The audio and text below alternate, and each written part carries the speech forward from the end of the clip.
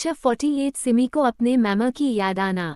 अब आगे सिमी जब देखती है कि सात्विक अपने रुमाल को उठाने के लिए नीचे झुक रहा है तो वो डर जाती है और अपने हाथ छुड़ाने लगती है, पर एव को कोई फर्क ही नहीं पड़ रहा था। तभी एव अपना ब्रेकफास्ट कर उठ जाता है और सिमी का हाथ भी छोड़ देता है। एव सात्विक से बोला अंडस्को कल से कॉलेज जाना है तो सबको इन्फॉर्म कर दो। उद्धरण चिन्ह। सात्विक हम्मम कहता है और फिर एव और सात्विक धैर्य को लेकर ऑफिस निकल जाए हैं। सिमी अपने लाल पड़े हाथों को देख रही थी।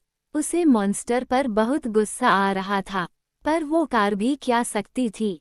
वो भी चिक्की के साथ क्लास के लिए निकल जाती है। इसी तरह काम करते हुए शाम हो जाती है। शाम को चिक्की और सिमी लौटते समय अहाना और अनवी के पास ऑर्फेंज चले जाते हैं। वहां सिमी और चिक्की अनवी को छेड़ रहे थे और अहाना उन लोगों को डांट रहा थी और अनवी शर्मा रही थी क्योंकि सबने उसके हाथों की रिंग देख ली थी। सभी इस समय अंदर थे और घर जाने की तैयारी कर रहे थे। तभी ऑर्फनेज के बाहर आकर एक ऑडी कार रुकती है। उसमें से एक 45 साल की औरत जिसने सिफॉन की ब्रांडेड साड़ी और गले में डायमंड की चेन और कान में डायमंड के बूंदे पहन रखे थे, वो उतरती है और उसके पीछे एक नौकर हाथों में अपने गिफ्ट्स और बच्चों के लिए टॉयज और कपड़े का बैग लेकर निकलता है और वो औरत अंदर चली जाती है और पीछे से उसका नौकर। वो औरत जैसे ही ऑर्फनेज में अपने कदम रखती है उसे बड़ा ही अजीब लगता है, जैसे कोई उसके बहुत करीब यहीं हो। वो अपने चारों तरफ देखती है पर उसे कोई नहीं दिखता। तभी ऑर्फनाज का हेड उनके पास आता है और उन्हें ग्रीट करता है। वो औरत अपने होश में आती है और प्यार से उसे ग्रीट करती है और कहती है अंडस्को मिस्टर राय, सभी बच्चे की पढ़ाई लिखाई और भी सारे खर्च अच्छे से हो रहे हैं ना? मिस्टर राय आदर के साथ अंडस्को जी मिसेस लूथरा, सब अच्छे से हो रहा है आप सब की मेहरबानी से। वो औरत और कोई नहीं समीर लूथरा की माँ थी जो इस अनाथ आश्रम की ट्रस्टी थी। मिसेज लूथरा हंसते हुए अंडस्को कैसी बातें कर रहे हैं आप? ये तो हमारा फर्ज होता है कि हम उन बच्चों का ध्यान रखें जिनके माता पिता उन्हें ऐसे छोड़कर चले जाते हैं। उद्धरण चिन्ह। फिर वो कुछ पुरानी बातें याद करने लगती जिससे उनकी आंखें नम हो जाती है। फिर वो ये सब सोचना बंद कर उनसे बोलती हैं अंडस्को चलिए बच्चों से मिलते हैं और ये सारे गिफ्ट्स उनमें बंटवा दीजिए। उद्धरण चिन्ह। ये कहकर वो मिस्टर राय से बात करते हुए अंदर आती है और उधर सिमी, अनवी, चिक्की, अहाना सब बाहर निकल रहे होते हैं। जब वो लोग करीब से गुजरते हैं तो सिमी को बहुत ही ज्यादा अजीब फील होने लगता है। वो अपने आसपास देखने लगती है और जैसे ही उसकी नज़र मिसेज लूथरा पर पड़ने वाली होती है अनवी उसे आवाज लगाते हुए अंडस्को क्या कर रही हो सिमी, चलो भी अब। सिमी अपनी नजरें हटाकर अनवी की तरफ बढ़ जाती है और सब वाधवा मेंशन के लिए निकल जाते हैं। और इधर मिसेज लूथरा को बहुत बेचैनी हो रही थी, जैसे कि कोई अपना बहुत करीब उनसे दूर जा रहा हो। वो भी कुछ देर बाद अपने विला निकल जाती हैं।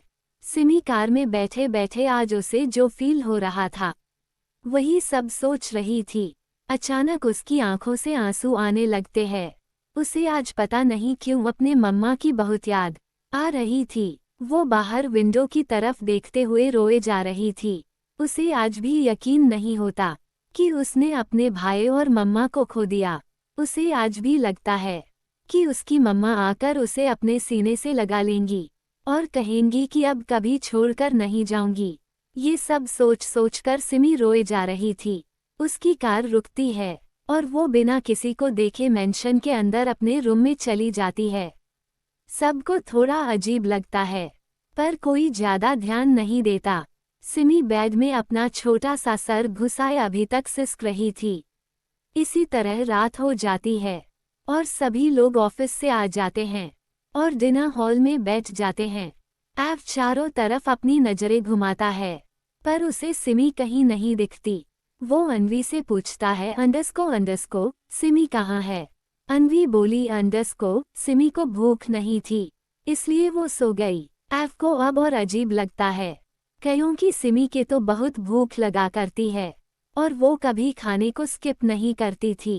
एव अपने चेयर से उठते ही हुए सभी से कहता है अंडरस्को मुझे कुछ जरूरी काम है, मैं डिनर बाद में करूँगा। ये कहकर वो बिना किसी की सुने वहाँ से चला जाता है। वहाँ बैठे सभी लोग हैरानी से उसे देख रहे थे, पर किसी में हिम्मत नहीं थी उसे रोकने या पूछने की। सात्विक, अन्वी, चिक्की, अहाना, धैर्य ये सब समझ जाते हैं और एक दूसरे की तरफ देखकर मुस्कुराने लगते हैं। एव सीधे सिमी को रूम की तरफ बढ़ जाता है और दूसरे चाबी जो हमेशा उसके पास रहता था उससे सिमी के रूम को ओपन करता है, तो उसकी आंखें तुरंत छोटी और भौहें आपस में जुड़ जाती है। तो एव ने ऐसा क्या देखा सिमी के रूम में? सात्विक, अन्वी, चिक्की, अहाना, धैर्य ये सब समझ जाते हैं और एक दूसरे की तरफ देखकर मुस्कुराने लगते हैं। एव सीधे सिमी को रूम की तरफ बढ़ जाता है और दूसरे चाबी जो हमेशा उसके पास रहता था उससे सिमी के रूम को ओपन करता है, तो उसकी आंखें तुरंत छोटी और भौहें आपस में जुड़ जाती है। तो एव ने ऐसा क्या देखा सिमी के रूम में? सात्विक, अन्वी, चिक्की, अहाना, धैर्य ये सब समझ जाते हैं और एक दूसरे की तरफ देखकर मुस्कुराने लगते हैं। एव सीधे सिमी को रूम की तरफ बढ़ जाता है और दूसरे चाबी जो हमेशा उसके पास रहता था उससे सिमी के रूम को ओपन करता है, तो उसकी आंखें तुरंत छोटी और भौहें आपस में जुड़ जाती है। तो एव ने ऐसा क्या देखा सिमी के रूम में? 49 केयरिंग साइड ऑफ एव। अब आगे एव जब सिमी के रूम का डोर खोलता है तो सामने का नज़ारा देख उसकी आंखें छोटी हो जाती है, क्योंकि सिमी ने अपनी पुरानी आदत की तरह पूरे रूम में चॉकलेट्स और चिप्स के राइपर को फैला रखा था।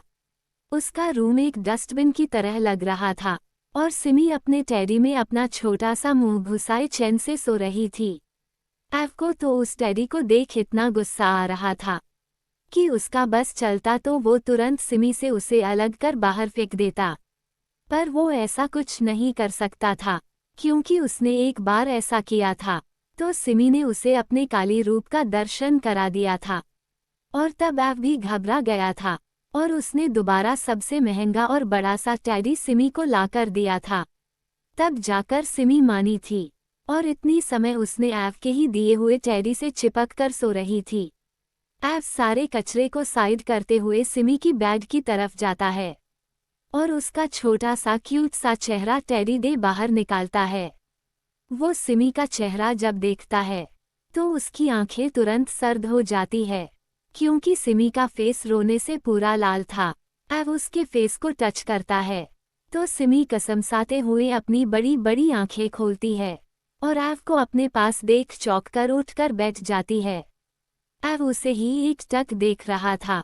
वो अपने रुड टोन में सिमी से बोला अंडरस्को तुम रो क्यों रही थी? सिमी अपनी नजरें नीचे करते हुए बोली अंडरस्को मुझे बस अपनी मम्मा की याद आ रही थी। एव ये सुनकर शांत हो जाता है क्योंकि उसे लगा कि मिसेज मेनका ने फिर से सिमी को कुछ बात सुनाई क्या, क्योंकि सिमी कभी एव से नहीं बताती थी। एव खुद ही पता लगाता था। वो सिमी को अपने पास खींचता है और उसे अपने बाहों में भरकर बोला अंडरस्को अब से तुम नहीं रोओगी, क्योंकि तुम्हें पता है मुझसे तुम्हारे आंसू देखे नहीं जाते। सिमी बस हम कहती है। एव फिर उसे अपने सामने करते हुए बोला अंडरस्को और अब तुम खाना खाओगी? ओक, सिमी मना करते हुए बोली अंडरस्को नो आज मन नहीं है। उद्धरण चिन्ह। एव उसकी बात को इग्नोर करते हुए किसी कॉल करता है और सिमी बस एव को घूरती रहती है। थोड़ी देर में एव और सिमी दोनों का खाना उनके सामने रखा होता है। सिमी बस खुन्नस भरी नजरों से कभी खाने को देखती तो कभी अपने सामने बैठे घमंडी शैतान को, पर एव को उसकी नजरों से कुछ फर्क नहीं पड़ता और वो सिमी को अपने कोल्ड एक्सप्रेशंस के साथ खाना खाने का इशारा करता है। सिमी को न चाहते हुए भी खाना खाना पड़ता है। कुछ देर में दोनों अपना खाना खत्म करते हैं और फिर एव सिमी को बेड लेटाते हुए बोला अंडरस्को अब सो जाओ और कल से कॉलेज शुरू है और तुम मेरे साथ ही मास्टर्स कर रही हो। ओके, सिमी क्यूट सी स्माइल के साथ ओके कह देती है। एव उसके फोरहेड पर किस करता है और फिर लाइट ऑफ करके अपने रूम में चला जाता है। सिमी सो जाती है। टेरेस पर एक वॉल से सटकर खड़ी अन्वी को सात्विक जी भरकर उसके होठों को चूम रहा था। अन्वी बस ऐसे ही खड़ी उसे फील कर रही थी। सात्विक थोड़ी देर के लिए अलग होता और फिर तुरंत उसके होंठों को चूमने लगता। करीब 20 मिनट के बाद वो दोनों अलग होते हैं। अन्वी का चेहरा शर्म से लाल हो चुका था और वो लंबी लंबी सांसें ले रही थी। सात्विक बस उसके फेस को देख रहा था और स्माइल कर रहा था। सात्विक उसे अपनी बाहों में भरते हुए बोला अंडरस्को क्यूटी कल से कॉलेज जाना है तो रेडी रहना ओके। उद्धरण चिन्ह। अन्वी भी सुकून से उसकी बाहों में रहते हुए बोली अंडरस्को ठीक है मैं रेडी रहूंगी। वो दोनों कुछ देर ऐसे ही बातें करते हैं और फिर नीचे अपने अपने रूम में आकर सो जाते हैं। अगली सुबह अंडरस्को एव की आंख खुलती है और वो सीधे अपने पर्सनल जिम चला जाता है। फिर जब वहां से आता है सीधे कॉलेज के लिए रेडी होता है। आज वो बिल्कुल कॉलेज बॉय की तरह रेडी हुआ था। उसने फॉर्मल ब्लैक जीन्स और वाइट टी शर्ट पर डेनिम की जैकेट डाल रखा था। बालों को जेल से सेट किए हुआ था। हाथों में एंटीक वॉच। वो बहुत ही ज्यादा हॉट और हैंडसम लग रहा था। रेडी होने के बाद वो सीधे लैपटॉप पर अपने ऑफिस का काम करने बैठ गया और इधर सिमी भी उठ चुकी थी और रेडी हो रही थी। उसने स्काई ब्लू कलर का फ्लोरल प्रिंट मिडी पहन रखा था जिसमें वो बहुत क्यूट लग रही थी। बालों को उसने खुला छोड़ रखा था और हल्का सा मेकअप कर रखा था। वो इतने में ही बड़ी सुंदर लग रही थी। सभी रेडी होकर नीचे आते हैं और ब्रेकफास्ट करने लगते हैं। एव ऑफिस का काम कर रहा था इसलिए उसका नाश्ता ऊपर ही ले जाने को कहा गया था। सभी नाश्ता करके बाहर निकलते हैं। आज सभी कमाल के लग रहे थे। सात्विक एव के पास कॉल करता है क्योंकि वो अभी तक नहीं आया था। कॉल पर एव को कुछ कहता है जिसे सुन सात्विक ओके कहकर कॉल कट कर देता है। फिर वो सबकी तरफ देखकर कहता है चीकू अभी कुछ काम कर रहा है। उसने हम सब को कॉलेज चलने को कहा है और उसने कहा कि सिमी को वो लेकर आएगा तो हम सबको निकलना चाहिए। सिमी का मुंह बन जाता है ये सुनकर कि उसे मॉन्स्टर के साथ अपने कॉलेज के फर्स्ट दिन जाना पड़ेगा। चिक्की सिमी आई विंक करके कार में बैठ जाती है। सिमी चिढ़ जाती है। धैर्य अपने स्पोर्ट्स कार से कॉलेज निकल जाता है। चिक्की अहाना एक साथ जाते हैं। अन्वी सात्विक दूसरे कार में जाते हैं और सिमी बस मुंह लटकाए उन लोगों को जाता देख रही थी। कुछ देर तक वो वहीं खड़ी होकर एव का वेट करती है। तभी उसे पीछे किसी के आने की आहट होती है और वो जब पीछे मुड़कर देखती है तो अपनी जगह जम जाती है और टुकुर टुकुर एकटक देखने लगती है। तो क्या देखा सिमी ने? 51st डे ऑफ कॉलेज और टॉक्सिकल बॉयज का टशन।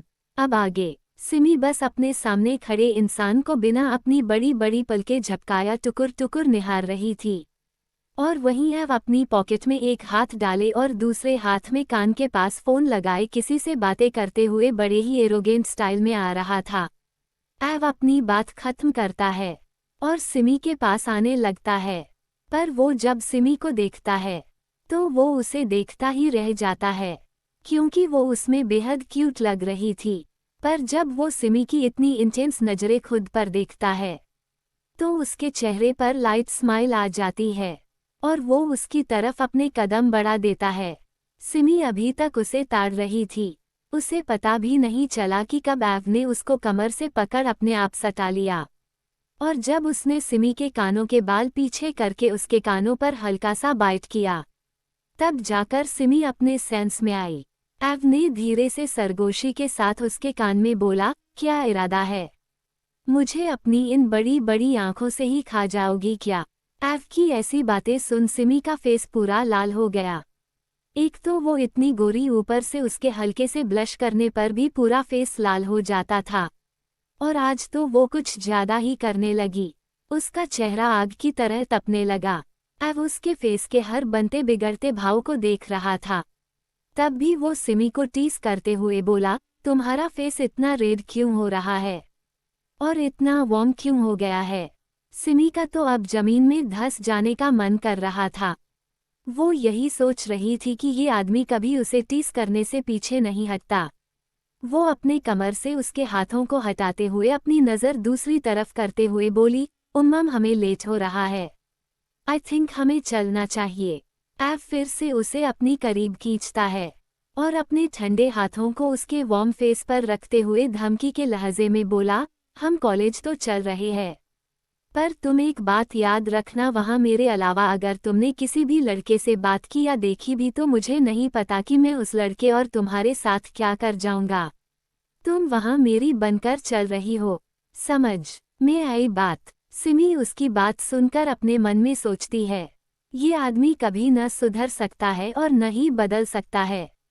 हर जगह जाने से पहले मुझे धमकी देते हैं, अगडू, खड़ूस, मॉन्स्टर, घमंडी, तानाशाह, हिटलर। वो उसे मन ही मन गालियां अच्छे अच्छे नामों से सम्मान देने लगी। तभी एव ने फिर से कहा, अगर मुझे कोस लिया हो मन में तो मुंह से भी यस और नो में आंसर करो कि तुम वहां मेरी बनकर चल रही हो और वैसी भी तुम मेरी ही हो। वो उसे आंख दिखाते हुए कहा तो सिमी जल्दी से अपना छोटा सा सर हाँ में हिला देती है। एव शाइनिंग स्माइल के साथ बोला, good girl now let's go. ये कहकर वो उसे अपने लग्जरियस न्यू एडिशन की स्पोर्ट्स कार में बिठाता है और कॉलेज की तरफ निकल जाता है। यूनिवर्सिटी ऑफ बिजनेस मैनेजमेंट ये दिल्ली की सबसे बड़ी यूनिवर्सिटी थी जहां के ट्रस्टी अधिराज वाधवा जी थे। एक तौर से ये पूरी यूनिवर्सिटी उन्हीं के अंडर में आती थी। यूनिवर्सिटी में काफी शोरगुल था। सारे लड़की लड़कियां आसपास खड़े होकर बातें या कुछ डिस्कशन या फिर आते जाते हैंडसम और ब्यूटीफुल लड़के लड़कियों को देख लाइन मार रहे थे। तभी वहां एक चमचमाती स्पोर्ट्स कार रुकती है। सभी उसी तरफ देखने लगते हैं और उसमें से एक हैंडसम और हॉट लड़का जिसने अपने आंखों में गॉगल्स लगाए हुए था निकलता है। तभी सारी लड़कियां उसे देख बातें करते हुए बोली, ओ गॉड ये तो धैर्य वाधवा है ना, कितना हॉट है यार, पता है ये जल्दी किसी का दिल नहीं तोड़ता, सबसे दोस्ती करता है। I am dying to friendship him यार। इस तरह से बातें हो रही थी। लड़कों का तो मुंह ही बन गया था धैर्य को देखकर। धैर्य बड़े ही कूल और फ्लर्टी अंदाज में सब लड़कियों को फ्लाइंग किस देते हुए कॉलेज के अंदर जाता है। सारी लड़कियां तो खुशी से पागल ही हुए जा रही थी। फिर धीरे धीरे करके आहाना चिक्की की कार आती है।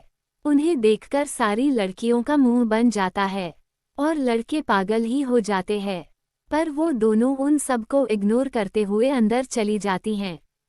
फिर वहां शिविन, शिविका और वीर की कार आकर रुकती है और एक बार फिर सब उन लोगों को देख पागल हुए जा रही थी, क्योंकि वीर और शिविन कमाल के लग रहे थे और उनके बीच शिविका वो भी क्यूट लग रही थी। वीर लड़कियों की तरफ देखा विंक करता है और अंदर चला जाता है। सारी लड़कियां खुश हो जाती है। फिर वहां सात्विक और अन्वी की कार रुकती है और वो दोनों हाथ पकड़े बाहर निकलते हैं। लड़कियां तो सात्विक को अन्वी के साथ देख कोयला हुए जा रही थी, क्योंकि वो दोनों साथ में बहुत अच्छे लग रहे थे। वो लोग भी सबको इग्नोर करते हुए क्लास में चले जाते हैं। फिर कुछ देर बाद वहां एक न्यू एडिशन की लग्जरियस कार आकर रुकती है।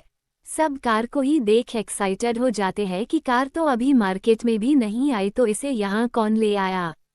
सभी आपस में ही बात कर रहे थे कि तभी ड्राइवर सीट का गेट ओपन होता है और एक बेहद चार्मिंग पर्सनैलिटी वाला अट्रैक्टिव मगर बेहद हॉट लड़का निकलता है और वो सीधे जाकर पैसेंजर वाली सीट का गेट खोलता है, जिसमें से एक क्यूट सी लड़की बाहर आती है। वो बहुत ही सुंदर और ग्लोइंग लग रही थी। एव सिमी का हाथ पकड़ कार से निकालता है। सिमी भी उसका हाथ थाम लेती है। वहां उन दोनों को साथ देख सब अपने में ही खो गए थे। एक बार को तो लड़कियां भी सिमी के क्यूट लुक को देखने लगी थी और लड़के तो ताड़ ही रहे थे। सब लड़कियां एव पर मरी जा रही थी, पर उसका ठंडा ऑरा और बेहद रुड एक्सप्रेशंस को देखकर अपना मुंह बंद कर लेती है और एव एक ही नज़र वहां खड़े सभी लड़कों को देखता है जो उसकी सिमी को घूर रहे थे। उन लड़कों को एव की नज़र में एक वार्निंग लगती है, जिससे अब अपना सर झुका लेते हैं। और सिमी खुन्नस भरी नज़रों से एव को देखकर मन में यही सोच रही थी कि ये मॉन्स्टर सबको डरा धमका कर ही रखता है। फिर वो दोनों कॉलेज के अंदर क्लास की तरफ बढ़ जाते हैं। पर कोई और था जो उन दोनों को अपनी लाल जलती निगाहों से बहुत शैतानियत की तरह देख रहा था। तो कौन है वो, और अब क्या मोड़ लेगी एव और सिमी की लव स्टोरी? क्या होगा अब इस कॉलेज में?